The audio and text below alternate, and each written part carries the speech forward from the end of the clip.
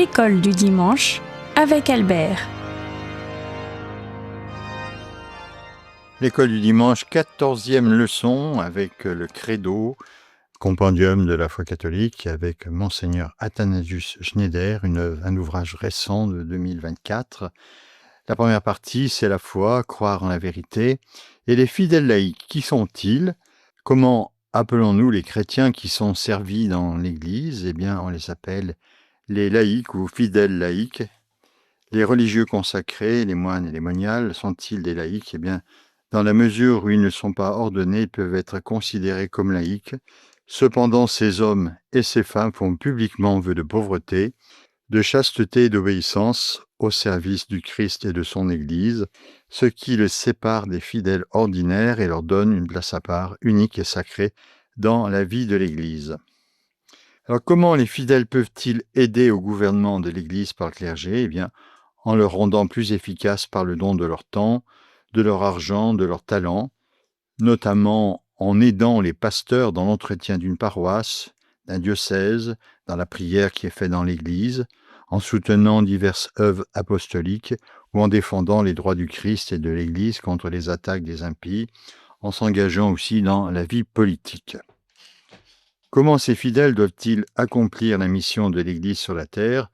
Ils sont appelés à ordonner leur propre vie dans la sainteté et la justice devant Dieu, à gouverner leur famille dans la charité et la vérité, et à agir en pratique dans la société pour la conformer à la doctrine de Jésus-Christ, reconnaissant sa royauté divine sur la terre.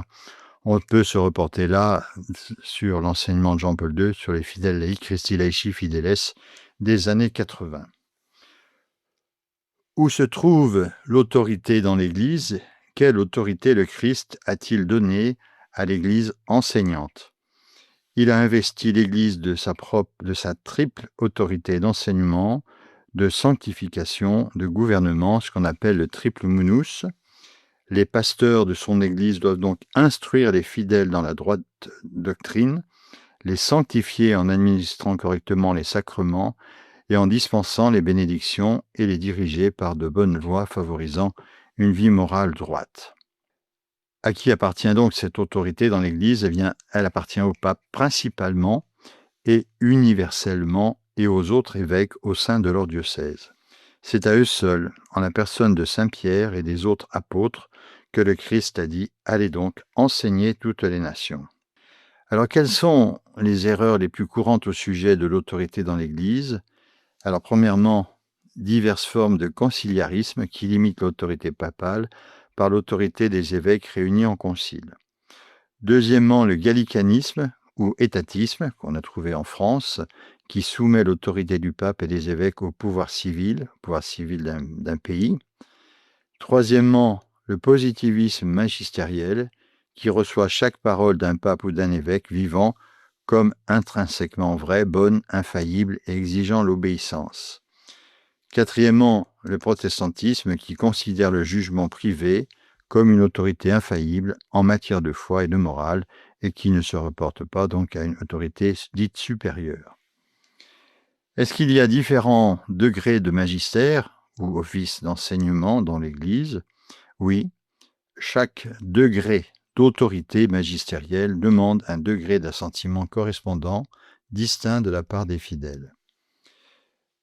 Quels sont donc ces enseignements du magistère qui requièrent le plus haut degré d'assentiment, celui de foi divine? Eh bien, ce sont les vérités qui sont contenues dans la parole de Dieu, écrites ou transmises par la tradition, c'est-à-dire dans l'unique dépôt de la foi confié à l'Église, et qui sont en même temps proposées comme divinement révélées, comme le dit le Code de droit canonique au canon 750. Quel genre particulier d'enseignement nécessite cet assentiment de foi divine? Les vérités enseignées infailliblement par, premièrement, l'enseignement papal ex cathedra, donc dans des circonstances particulières qui sont précisées. Deuxièmement, la définition dogmatique formelle d'un concile écuménique avec l'approbation du pape. Troisièmement, le pape en union avec les évêques du monde entier et en dehors d'un concile écuménique, comme cela a été rappelé, par exemple dans Lumen Gentium, que je vous lis maintenant, c'est le numéro 25. Lorsque même dispersés à travers le monde, mais gardant entre eux et avec le successeur de Pierre le lien de la communion, les évêques s'accordent pour enseigner authentiquement qu'une doctrine concernant la foi et les mœurs s'impose de manière absolue. Alors c'est la doctrine du Christ qu'infailliblement ils expriment. Quels enseignements du magistère nécessitent un assentiment définitif? Les vérités qui sont définitivement proposées par le magistère, bien qu'elles ne soient pas encore formellement définies. Par exemple, on doit aussi adopter fermement et faire sien tous les points et chacun d'eux de la doctrine concernant la foi ou les mœurs que le magistère de l'Église propose comme définitifs, c'est-à-dire qui sont exigés pour conserver saintement et exposer fidèlement le dépôt de la foi. Celui qui repousse ces points qui doivent être tenus pour définitifs s'oppose donc à la doctrine de l'Église catholique. C'est le Code de droit canonique au canon 750, le paragraphe numéro 2. Alors, par exemple, c'est la déclaration de Jean-Paul II, selon laquelle l'Église n'a aucune autorité pour conférer l'ordination sacerdotale aux femmes. C'était donc la lettre apostolique Ordinatio Sacerdotalis du 22 mai 1994. Quels enseignements du magistère n'exigent qu'une déférence religieuse respectueuse, ce qu'on appelle l'obsequium religiosum? Par exemple, tous les actes du magistère dits authentiques ou simplement ordinaires quotidiens du pape et tous les enseignements non définitifs ou pastoraux des conciles de l'Église. Même si les enseignements à ce niveau peuvent avoir une dimension universelle, ils sont non définitifs et réformables lorsqu'il n'y a pas d'intention expresse de définir quelque chose de manière infaillible ou de le proposer comme enseignement définitif. Les enseignements ou ordres non infaillibles et non définitifs d'un pape ou d'un concile peuvent-ils être reformulés ultérieurement pour plus de clarté ou même corrigés? Eh bien oui, évidemment. De tels enseignements peuvent être révoqués plus tard par un acte infaillible du magistère. Les ordres émis sur le plan prudentiel, comme la recommandation pour le 4e concile du Latran, une croisade, ou l'ordre selon lequel les Juifs dans les territoires catholiques doivent porter des vêtements distinctifs, peuvent être corrigés par un changement de loi ou par le refus d'appliquer de telles mesures. De tels actes révocables sont particulièrement visibles parmi les affirmations du Concile Vatican II qui sont en elles-mêmes ambiguës et susceptibles de conduire à une compréhension erronée. Par exemple, l'affirmation dans Lumen Gentium 16 qui dit que les musulmans adorent avec nous, les catholiques, le Dieu unique. Ou l'affirmation dans Dignitatis Humanae 2 qui dit que la personne humaine a le droit naturel de répandre la religion de son choix, même s'il s'agissait d'une fausse religion, sans être entravé par le droit civil. Pourquoi Vatican II est-il l'exemple le plus clair d'un concile œcuménique émettant des enseignements non infaillibles? Parce qu'il n'a pas été convoqué pour prononcer infailliblement de nouveaux dogmes ou pour proposer des enseignements définitifs, mais pour offrir une explication pastorale des vérités de la foi, comme l'a affirmé le pape Jean XXIII. Voilà ce qu'il écrivait. Le magistère de ce concile a un caractère surtout pastoral. Nous n'avons pas non plus comme premier but de discuter de certains chapitres fondamentaux de la doctrine de l'Église. Le pape Paul VI a également été très clair en déclarant « Compte tenu du caractère pastoral du concile, il a évité de prononcer de manière extraordinaire des dogmes dotés de la note d'infaillibilité. » Alors on retrouve ça dans le discours d'ouverture du concile, le 11 octobre 62 par Jean XXIII, toujours dans le même discours d'ouverture, et puis l'audience générale de Paul VI, le 12 janvier 1966. Alors, quelle était la principale différence entre Vatican II et tous les conciles œcuméniques précédents? Les conciles œcuméniques précédents ont formulé la doctrine de la foi et de la morale dans des articles proposant les affirmations les plus claires possibles et dans les canons concis, accompagnés d'anathèmes, afin d'assurer la compréhension sans ambiguïté de la vraie doctrine et protéger ainsi les fidèles des influences hérétiques à l'intérieur ou à l'extérieur de l'Église. Vatican II, cependant, a choisi de ne pas le faire. Ce n'était pas le cas du Grand Concile de Trente au XVIe siècle. Alors maintenant, que signifie donc l'anathème dans les Écritures? Dans l'Ancien Testament, c'est le retranchement ou séparation, aram en hébreu, appliqué à une personne ou chose condamnée à être exterminée ou interdite d'usage. Dans le Nouveau Testament, l'anathème, mot grec, entraîne la perte des biens ou l'exclusion de la société des fidèles. Par exemple, si quelqu'un vous annonce un autre évangile que celui que vous avez reçu, qu'il soit anathème.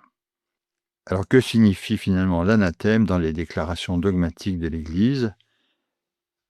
Chaque concile œcuménique de Nicée Ier à Vatican I a formulé ainsi ses canons dogmatiques. Si quelqu'un dit qu'il soit anathème, pour proscrire clairement de graves erreurs en matière de foi. La menace de l'anathème est-elle un acte de charité à la fois envers les égarés et le reste des fidèles? Eh bien oui, c'est un acte de la plus grande charité envers tous les fidèles, comparable à celui d'empêcher une maladie dangereuse d'infecter d'innombrables personnes. En isolant le porteur de l'infection, nous protégeons la santé physique d'autrui, comme les masques en 2020. Par l'anathème, nous protégeons leur santé spirituelle. Et plus encore, une rupture de communion avec l'hérétique n'implique nullement que notre obligation de charité envers lui cesse. Non, l'Église prie aussi pour les hérétiques. Le vrai catholique qui connaît personnellement un hérétique prie ardemment pour lui et ne cessera jamais de lui apporter toutes sortes d'aides. Il prie pour sa conversion. Alors, quelle a été la méthode du Concile Vatican II? La méthode fondamentale de ce concile a été en partie déterminée par le passage de la primauté du contenu de la foi à celle des méthodes, des moyens de l'expliquer ou de la proclamer. Cette priorité donnée à la méthode, à l'histoire qui est muable, et à la prétendue approche pastorale, a donné lieu à certaines affirmations doctrinalement floues et ambiguës dans les documents conciliaires. Cette approche pastorale nécessite-t-elle ambiguïté, incertitude ou incompréhension? Eh bien non. Selon le sens pérenne de l'Église, l'approche véritablement pastorale consiste à prendre soin spirituellement du salut éternel des âmes et donc à les conduire avec la plus grande clarté aux vérités éternelles.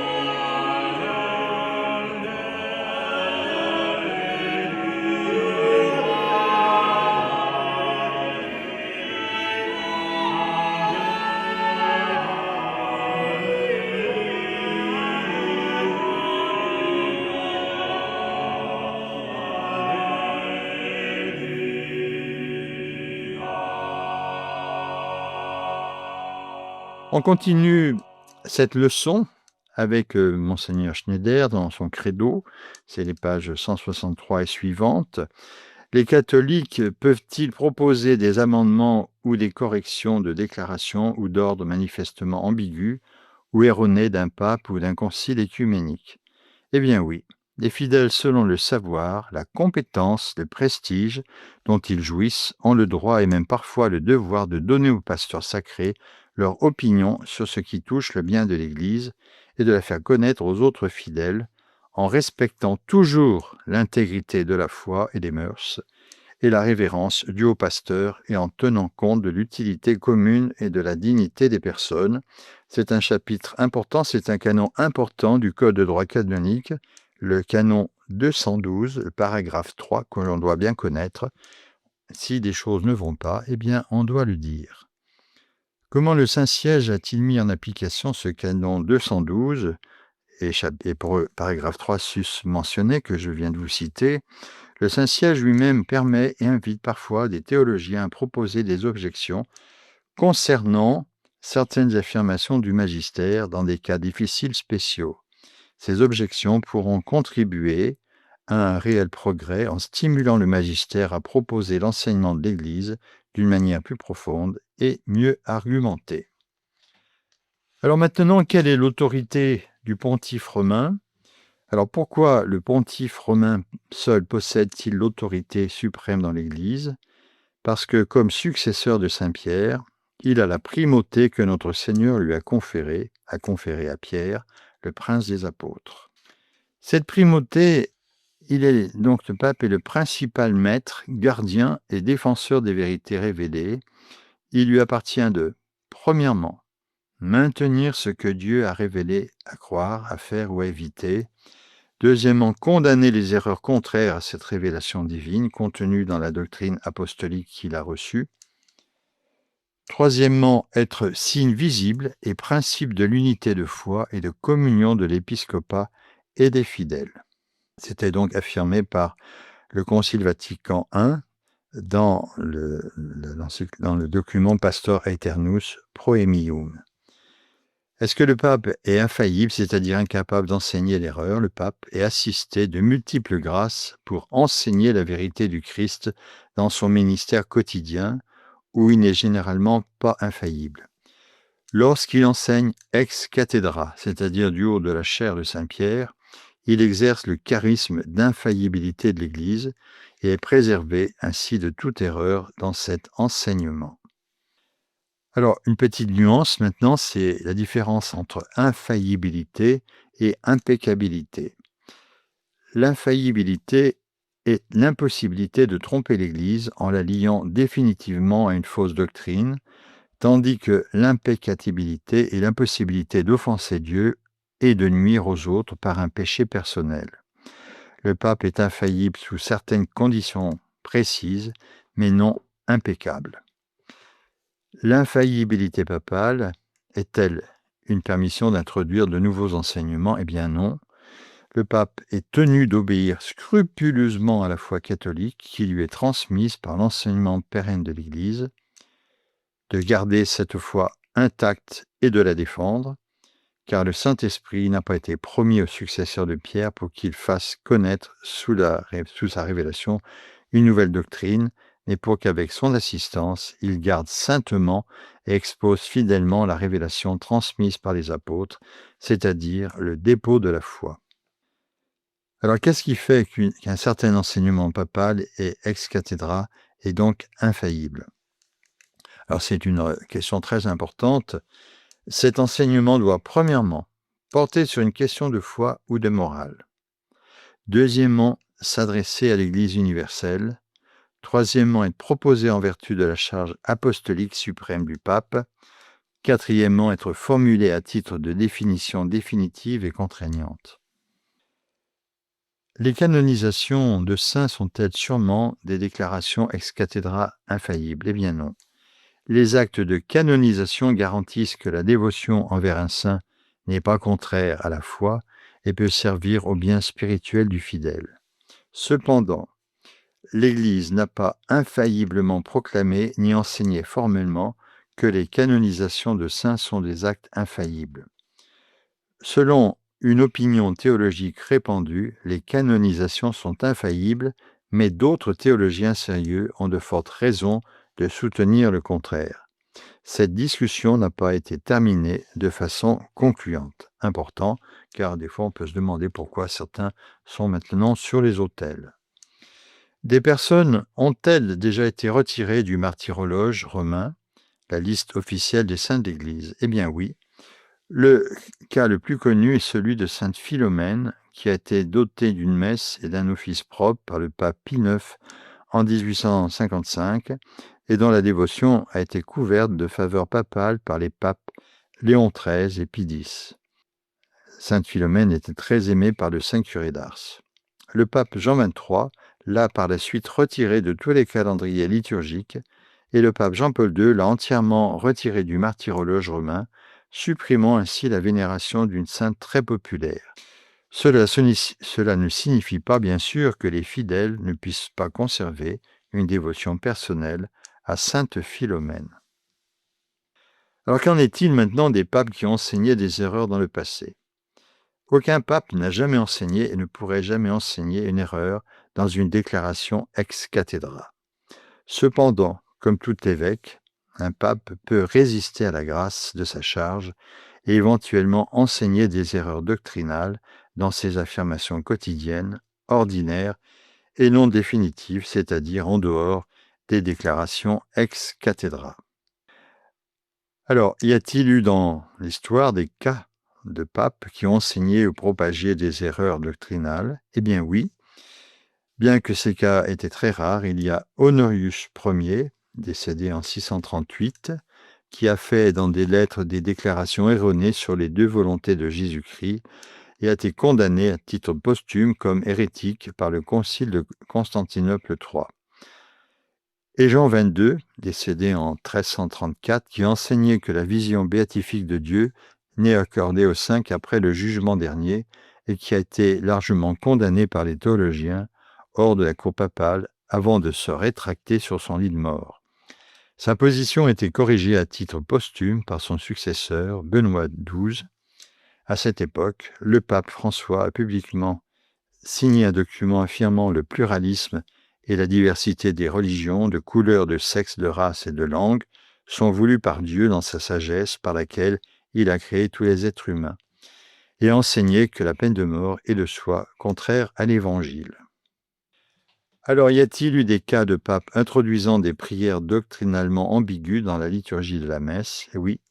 En 1969, le pape Paul VI a approuvé le nouvel ordo missé contenant de nouvelles prières d'offertoire inspirées des bénédictions de repas du sabbat juif, la Beraka, parce que ces prières mettent l'accent sur l'aspect du repas, tout en obscurcissant profondément la nature propitiatoire du sacrifice qui est un cadeau, qui est un don. Ces prières d'offertoire sont très proches de la conception protestante de la Sainte Messe comme simple banquet. Alors, y a-t-il eu des cas de papes favorisant des pratiques sacramentelles doctrinalement erronées et moralement problématiques? Eh bien oui. En 2016, le pape François a approuvé les normes des évêques de Buenos Aires accordant la communion aux adultères publics impénitents. Lorsqu'il n'est pas possible d'obtenir une déclaration de nullité, vivre dans la continence peut en fait être impraticable. Si l'on arrive à reconnaître dans un cas particulier des limitations qui diminuent la responsabilité et la culpabilité, en particulier lorsqu'une personne juge qu'elle tomberait dans une faute ultérieure et porterait préjudice aux enfants de la nouvelle union, en vivant dans la continence, Amoris Laetitia ouvre la possibilité d'accéder au sacrement de la réconciliation et de l'Eucharistie. Les papes du passé qui ont enseigné des erreurs ont-ils perdu pour cela leur charge papale? Eh bien non. Dans l'histoire de l'Église, aucun pape ayant enseigné des erreurs n'a pour cela perdu sa charge ou n'a été invalidé à titre posthume. Chers amis, on continuera donc à regarder la semaine prochaine donc ce catéchisme très vigoureux de Monseigneur Athanasius Schneider. Donc c'est un catéchisme qui a énormément de valeur et qui a des qualités quand même tout à fait remarquables. Que le nom du Seigneur soit béni, béni soit Jésus-Christ, que Au nom du Père et du Fils et du Saint-Esprit. Amen. Bonne semaine à tous.